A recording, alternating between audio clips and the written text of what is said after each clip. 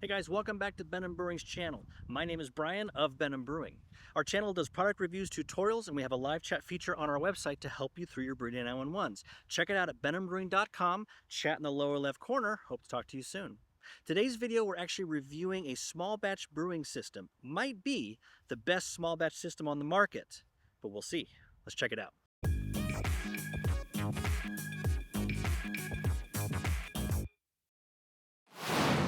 Today we are looking at the Pot-Au-Brew Brewing System by Homebrewer LAB. Now, this is a system that we've used over the past year in kind of various stages as it was getting put together, and Trong has finally launched the complete brewing system. Now, it comes with a lot of different solutions and things that come with it, and we'll talk about that here as we get into it.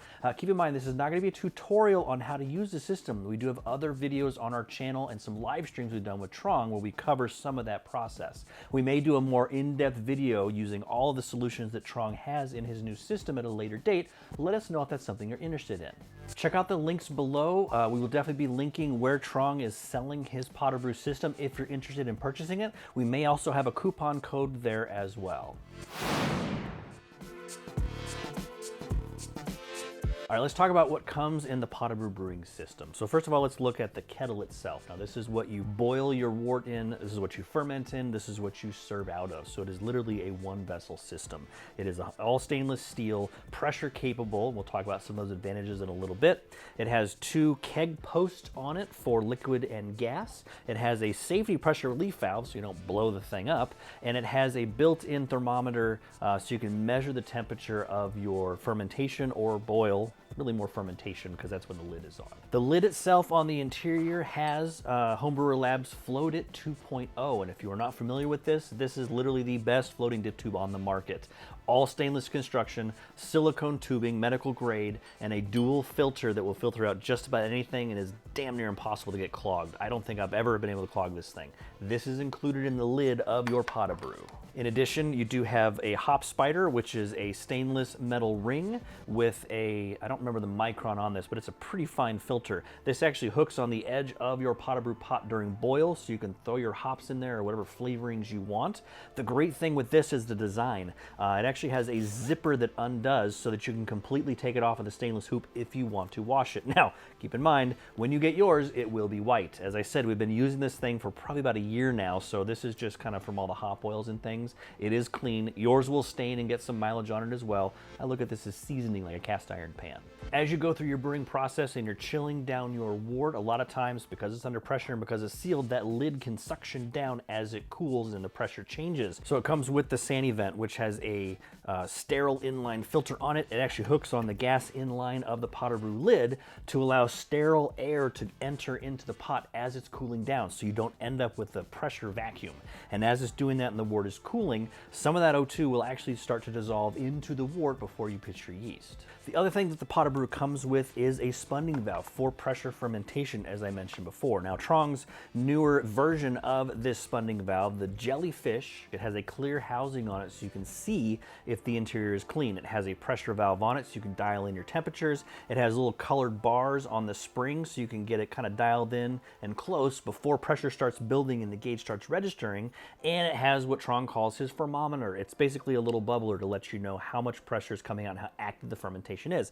This clips right on the air out, the CO2 out, the whatever out, the gas out post of the Pot-Au-Brew itself. So you've got your beer, you fermented it out. As I mentioned before, you brew, you ferment, and you serve out of the Pot-Au-Brew itself.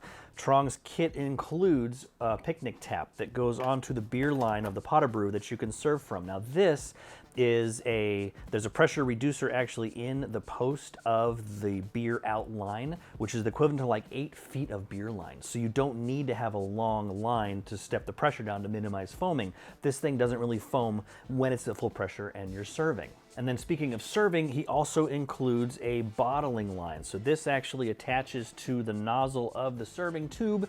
This you put into growlers or bottles and you can gently fill from the bottle up to bring your beer someplace. If you're going to a homebrew club meeting or you're going to a party, and you can easily bottle fill from here to take the beer with you.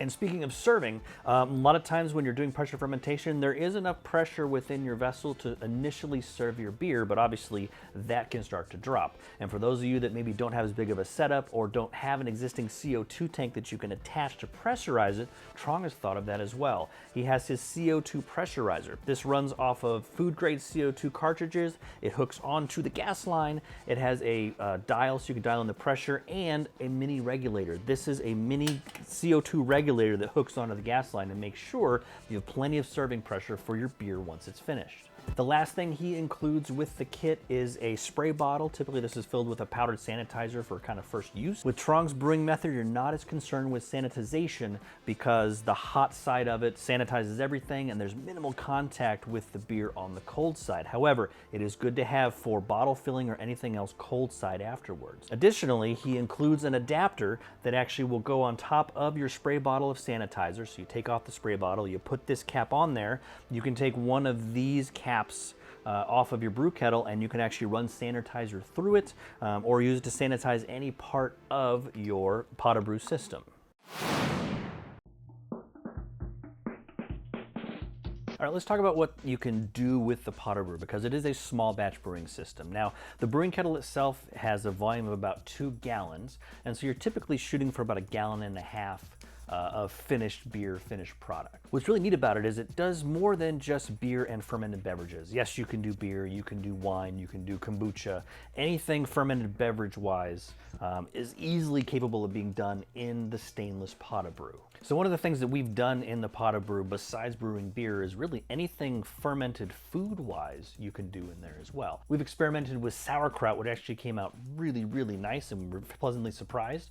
We actually have plans to try to do some kimchi in there as well, but any fermented food is capable of being done under pressure in the Pot-Au-Brew. As I mentioned before, when you're doing beverages, specifically beer, it is a single vessel system, so you can mash all grain, you can boil in it, and then you serve at the very end. It's flexible enough where not only can you do the extract, but you can do partial mash, you can do brew in a bag. It really opens up the possibilities depending on your brewing style and what you're comfortable doing. And it doesn't kind of pigeonhole you into a specific style of brewing. For those of you all grain brewers out there, sometimes you just want to do an extract batch to speed the day up. You can do that in this system and still have the flexibility to jump back to all grain when you want to. Trong's brewing method when you're doing beer in the Pot-Au-Brew is a little bit different than you're probably used to for traditional brewers. Now, we will cover that technique in a future video. If you'd like for us to, let us know in the comments below. You can certainly take a sneak peek of it in some of the videos we've done with Trong prior. We talk about that specific brewing process. All right, let's talk about the pros and cons of the Pot-Au-Brew brewing system. First of all, Trong, who is a genius inventor, has over-engineered all of these brewing things and really distilled things down to as simple as possible. And when you keep things simple and well-engineered, they will last a very long time. Everything that is metal on the Pot-Au-Brew system, from the pot itself to the floatit to anything that's metal, is made out of stainless steel, and it will last a very long time, and you'll probably pass it down to your children. The other parts, like the silicone tubing, is all medical grade silicone, which will last a very, very long time and is obviously of very high quality. Any of the sanitary filters that you're looking at are easily replaceable and easy to find on Amazon. These aren't proprietary parts, these are off-the-shelf parts. So in the event that you happen to get your sanitary filter wet for some reason, or the beer boils over, or whatever the reason is, you can buy a box of these very inexpensively and change it out so you have peace of mind.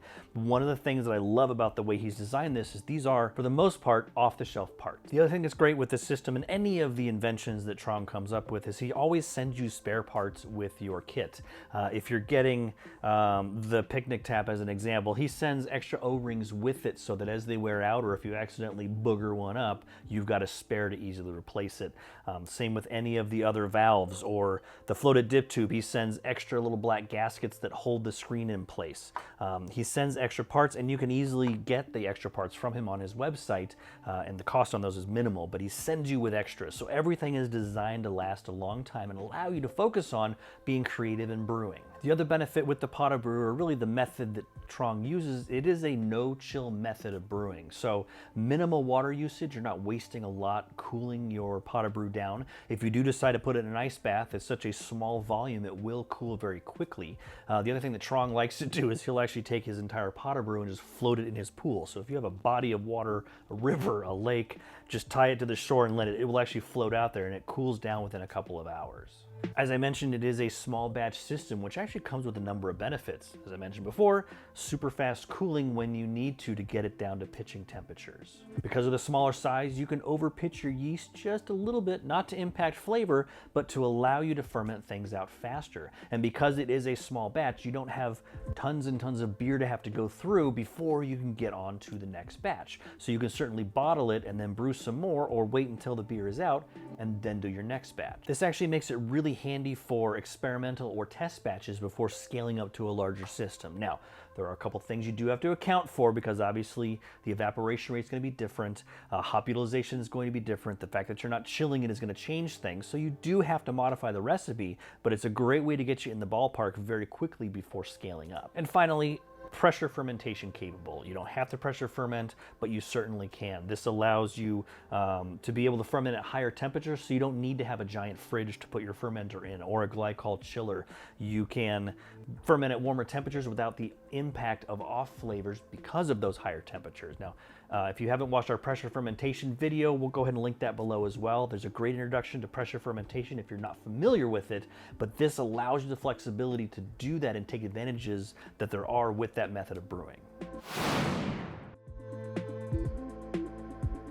All right, let's talk about some of the cons with the Pot-Au-Brew brewing system. And like with any brewing system that you have, there is good and there's bad. So one of the things that might bother some brewers, especially if they're brewing for a while, is the convenience of a single brew system does have some drawbacks. One of them being you are boiling and you have your hot break and your cold break, and all that trube ends up in the bottom of your pot. Well, you're actually fermenting all of the beer on all of that trube. Now, when you're doing the traditional home brewing style, you try to remove as much of that beer off of what settles out as possible. A little bit of trube is okay because the yeast actually take it up and use it as yeast nutrient and actually helps them and is beneficial. But when you're doing an entire batch on all of that trube, some brewers might have some concerns. Now, full disclosure, every beer that we've done in the Pot-Au-Brew, we've had no issues or off flavors from the extra trube that is in the bottom. So keep that in mind. Some of that may be more concerning than it needs to be. Speaking of the trube that is left at the bottom, when you are done fermenting your batch of beer, obviously you have the yeast cake at the bottom.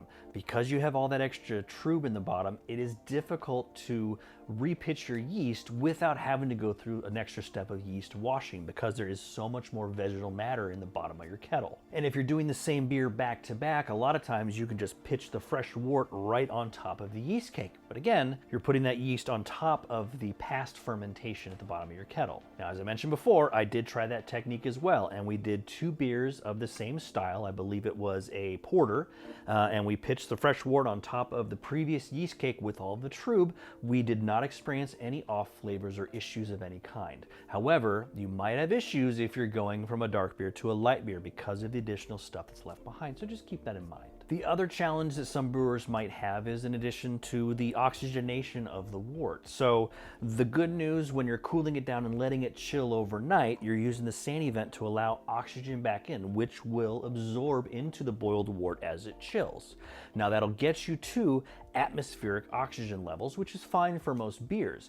If you're doing something like a lager, which does require more dissolved oxygen in your wort, or if you're doing bigger beers and the yeast need that extra oxygen to be able to withstand the higher alcohol content, you do have to go through an extra step to add additional oxygen. And whether that's, again, whipping it up, which will, again, get you to atmospheric pressure, or if you need to inject additional O2, you're gonna need to find an alternate method, whether it's an aquarium pump with a sintered stone and a filter, or a pure O2 system that injects it directly. The other kind of double-edged sword is the no-chill method, as I mentioned. Now, this is a very popular style in Australia where they're not using a ton of water to chill down, and it makes perfectly good beer when you do that, but there are some things you have to keep in mind. Hop utilization is changed because of the amount of time the wort is spent above 180 degrees, which is the isomerization temperature of the hop oils.